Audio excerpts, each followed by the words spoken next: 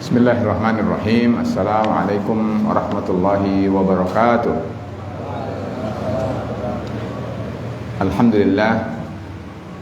Alhamdulillahilladzi bi ni'matihi tatimmus shalihat. Asyhadu an la ilaha illallah wa asyhadu anna Muhammadan Rasulullah. Allahumma shalli wa sallim wa barik alaihi wa ala alihi wa sahabatihi wa man tabi'a sunnatahu wa ihtada bihadihi ila yaumiddin. Wa ba'du. Jamaah salat tarawih yang dirahmati Allah Azza wa Jalla, kembali saya akan sampaikan karya Al-Imam Muhammad bin Al-Husain Al-Ajurri yang wafat tahun 360 Hijriyah. Melalui kitab beliau ini, kita kemarin sudah dapatkan pelajaran bahwa hendaknya Al-Quran itu adalah dibaca, dipahami, didengarkan, diperhatikan, dan pada malam hari ini saya akan mudah-mudahan sampai kita bersabar. Saya akan sampaikan tentang perkataan-perkataan para ulama dan para imam sebelum beliau terkait dengan apa yang seharusnya, apa yang semestinya kita lakukan terhadap Al-Quran. Beliau menyatakan kepada kita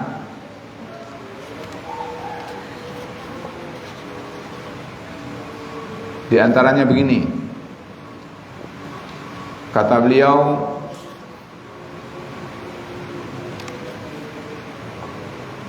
tilawatun lil Qur'ani ibadatun. Membaca Al-Quran itu adalah ibadah. Wal ibadatu la takunu bi ghaflatin. Sedangkan ibadah itu tidak akan terjadi, tidak akan bernilai, tidak akan memberi buah jika dilakukan dengan ghaflah, lalai. Di awal paragraf kita malam hari ini, beliau memberikan contoh.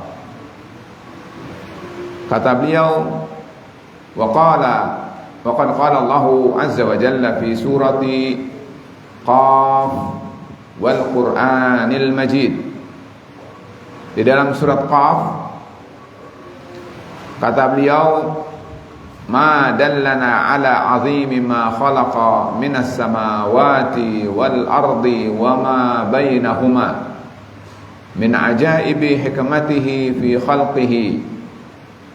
Dalam surat Qaf, antum ingat-ingat nanti kalau pulang ke rumah coba buka surat Qaf.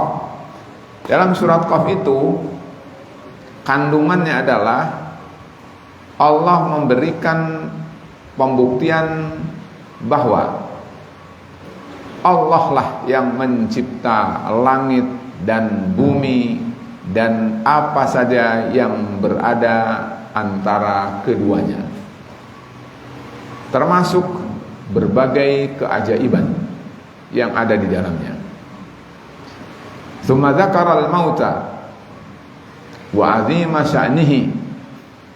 Setelah itu kata beliau, di dalam surat Qaf juga Allah menyebutkan tentang kematian dan dahsyatnya kematian. Wa dzakaran nara wa 'azima sya'niha.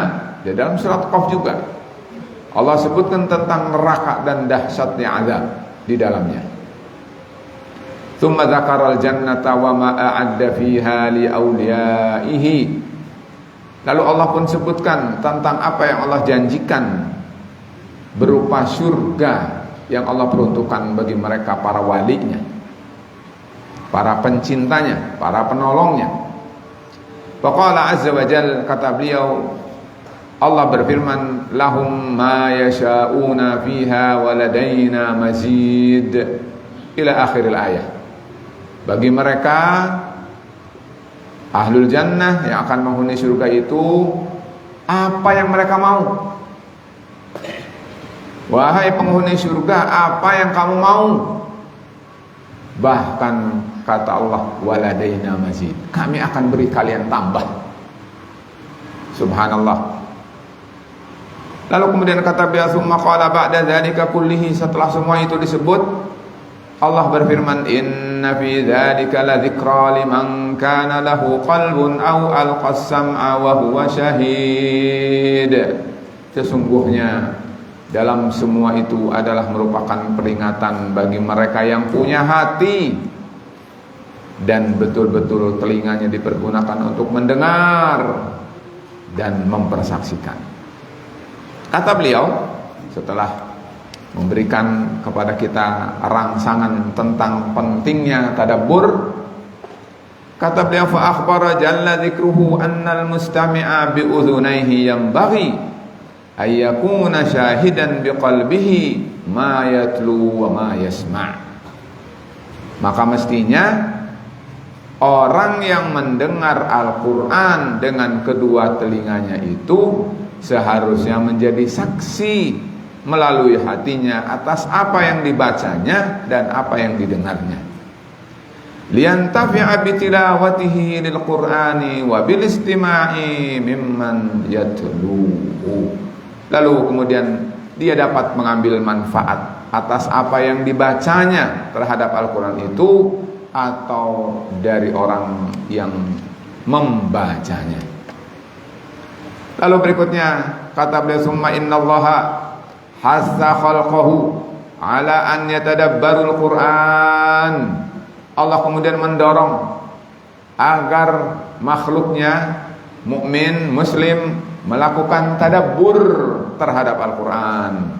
Faqala azza wa jalla, Allah berfirman, afala yatadabbaruna al-Qur'ana am ala qulubin aqfaluha. Kenapa mereka tidak melakukan tadabbur terhadap Al-Quran? Apakah mereka tidak melakukan tadabbur atau memang mereka melakukan tetapi hatinya tertutup, terkunci? Dibawakan pula ayat, kata beliau, wa qala azza wa jalla, afala yatadabbaruna al-Qur'an walau kana min 'indi ghairillahi lawajadu fihi ikhtilafan katsira.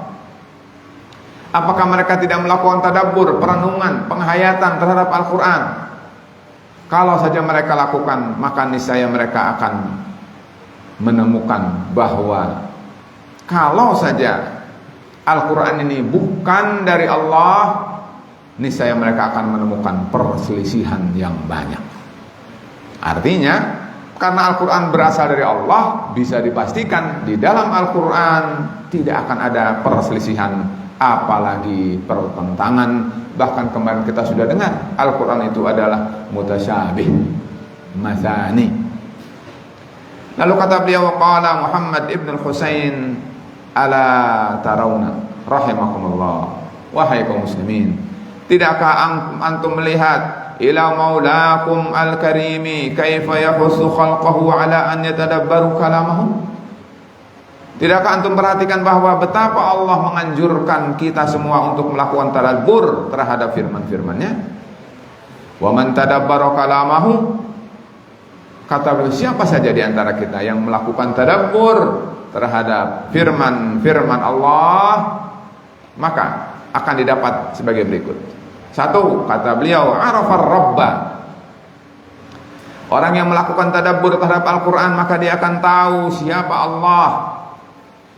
Wa arafa azima sultanihi wa qudratihi, dia akan mengenal, tahu tentang betapa agungnya kekuasaan Allah.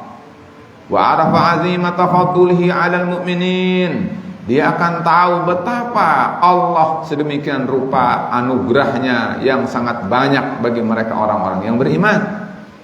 Wa arafa ma 'alaihi min fardhi ibadatihi, dia akan tahu apa sih yang Allah fardukan, yang Allah haruskan, yang Allah wajibkan agar dia melakukan ibadah kepada Allah. fa'alzama nafsahul wajiba, maka berikutnya dia akan selalu menjaga, tidak pernah lepas dari kewajiban yang harus dia lakukan. Fahadhira mimma hadzarahu maulahul karimu wa raghiba fima raghaba fihi, maka dia akan selalu menghindar dari apa saja yang Allah larang atau Allah ancam, dan dia akan selalu senang, selalu menyambut terhadap apa saja yang Allah anjurkan dan Allah perintahkan.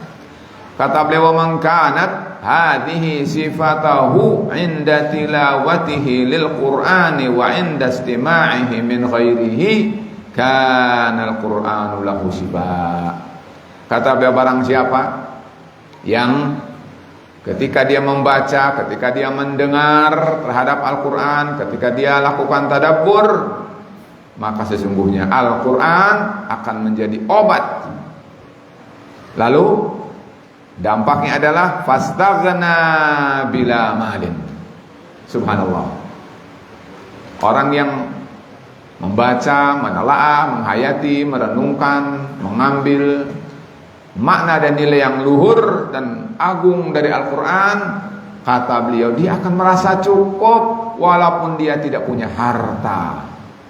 Dalam ada kutip di sini, tentu walaupun mungkin hartanya cukup saja, tetapi dia akan jiwanya merasa kaya dan cukup. Wa azza bila ashirah, walaupun mungkin dia tidak punya keluarga, tetap dia merasa eksis dan mulia. Wa anisa bima yastawhisu minhu ghairuhu, dan dia selalu nyaman, tenang, tentram pada saat orang-orang yang tidak melakukan membaca Al-Quran merasa gersang, merasa buas, merasa kering hatinya. Wa kana hammuhu 'inda tilawati lis-surati idza ftataha mata at-ta'izu bima atlu. Pada saat dia membaca Al-Quran, yang dia teringat dan selalu subur tumbuh dalam dirinya adalah kapan saya bisa menarik pelajaran dan nasihat yang berharga dari Al-Quran yang kubaca itu. Walam yakun muraduhu mata akhtimus surah, dan bukan saja hanya berorientasi pada bahwa kapan saya bisa menyelesaikan membaca, menghatamkan Al-Quran. Wa innama muraduhu mata aqilu anillahil khitab. Ketika dia membaca itu, bukan orientasinya cepat habis, cepat hatam, tetapi kata beliau, kapan saya bisa mencerna dengan baik akan ayat-ayat yang Allah turunkan, Allah tujukan untukku. Mata azdajir, kapan saya bisa menarik pelajaran bahwa ini adalah sesuatu yang harus dihindari, harus dijauhi, harus ditinggalkan. Mata a'tabir, kapan saya harus mengambil pelajaran dan ibrah. Di anna tilawatahu lil Qur'ani ibadatun. Nah, tadi yang saya awali, karena sesungguhnya membaca Al-Quran itu adalah ibadah. Wal ibadatu la takunu bi ghaflatin wallahul muwaffiq. Atau sedangkan ibadah itu tidak mungkin dilakukan dengan hati yang lalai. Jamaah sekalian, saya perlu catatan sedikit bahwa beliau mengatakan bahwa di sini bukan urusan kapan saya hatam baca Quran. Tentu ini adalah kalau orang itu sudah sering membaca Al-Quran dan lancar baca Quran. Tapi kalau kita yang mungkin masih belum lancar membaca Al-Quran, apalagi seringnya meninggalkan membaca Al-Quran, maka tentu tidak ini, tidak itu.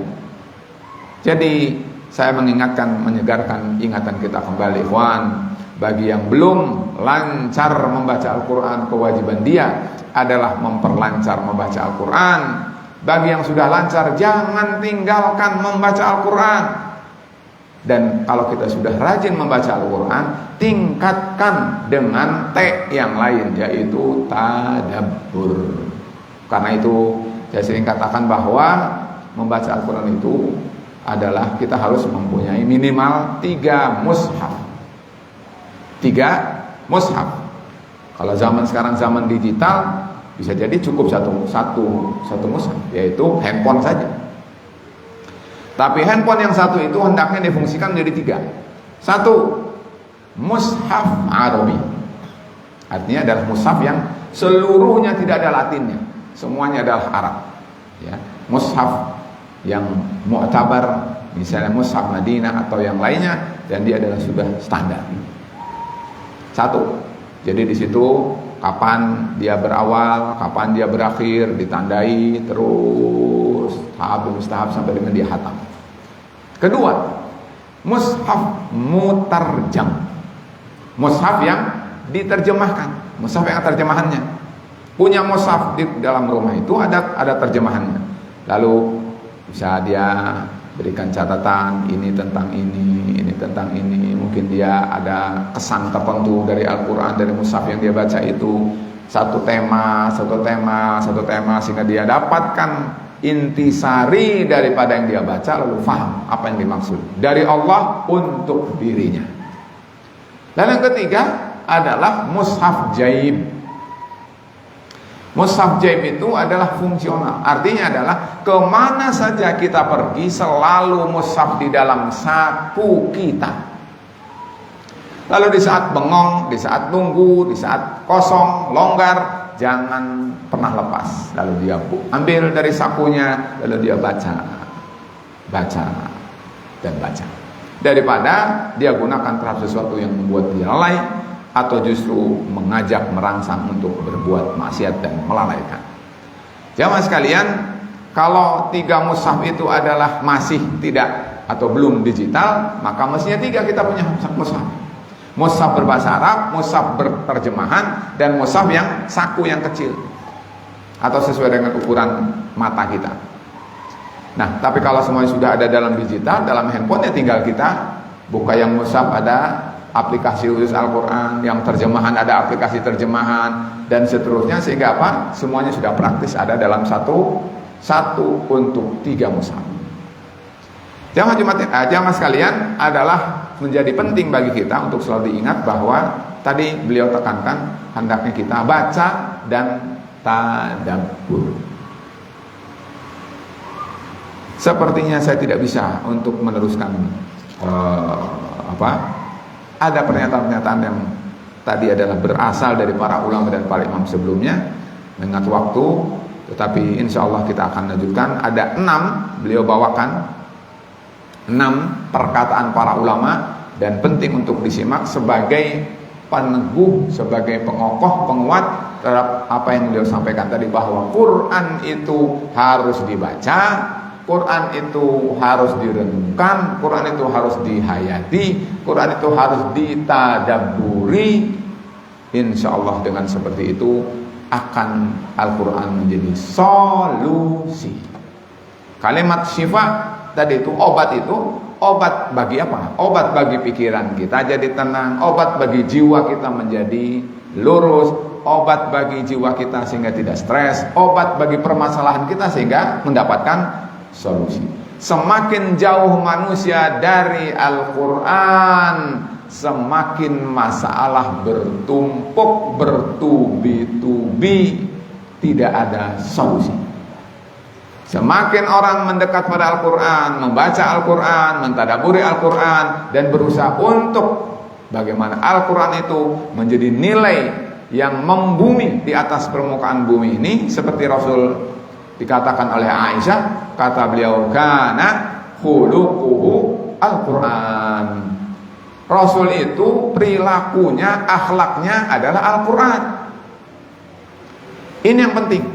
Ketika Al-Quran ini menjadi membumi seperti itu, berjalan di atas bumi maksudnya, maka Al-Quran pasti menjadi solusi.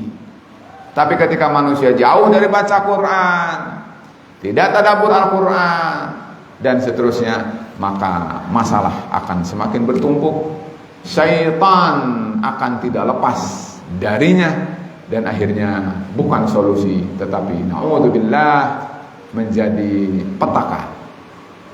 Karena itu, teman sekalian ingat, jalan lurus sama dengan Al-Quran. Siapa yang mencari jalan lurus? Jawabannya adalah Al-Quran. Demikian untuk malam hari ini, mudah-mudahan bermanfaat. Wabillahi at-taufiq wal hidayah. Wassalamualaikum warahmatullahi wabarakatuh.